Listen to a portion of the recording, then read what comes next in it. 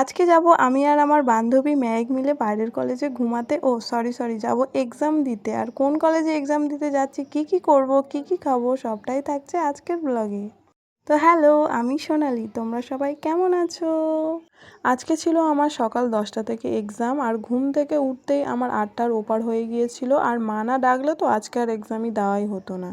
তারপর রেডি হতে অনেকটা দেরি হয়ে গিয়েছিল, তাই দাদা আমাকে অটো ধরার আগে পর্যন্ত ছেড়ে দিতে এসেছিল। দেন আমি আর আমার বান্ধবী অটোতেও উঠে পড়েছিলাম। আর আজকে আমাদের এক্সাম পড়েছিল বারুইপুর আলামিন কলেজে। আর বারুইপুর আমাদের বাড়ি থেকে খুব বেশি দূর না, ওই 25-30 মিনিট মতো লাগে। ট্রেনেও যাওয়া যায়, অটোতেও যাওয়া যায়। ট্রেনে একটু ঘুর হয়ে যায়, যেহেতু এক্সাম তাই আমরা অটোতেই এসেছিলাম। আর তারপর চলে গেছিলাম আমরা এক্সাম হলে, আর এক্সাম দিয়ে বেরিয়েও পড়েছি। এখন বাজে ওই 1টা, কারণ আমাদের 10টা থেকে 1টা অবধি এক্সাম ছিল। আর আজকে আমাদের এক্সামটা এত ভালো হয়েছে যে ছোট বোনেরা, তোমাদের সাথে আবার পরের বছর দেখা হবে।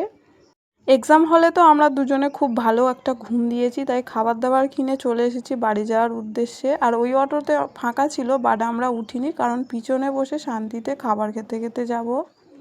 এক্সাম দিতে এসে আমাদের লাভ না হলেও খাবারের দোকানগুলোর বেশ ভালোই লাভ হয়েছে। তো আজকের ভিডিওটা এই পর্যন্তই, দেখা হবে অন্য কোনো ভিডিওতে। Tata, by.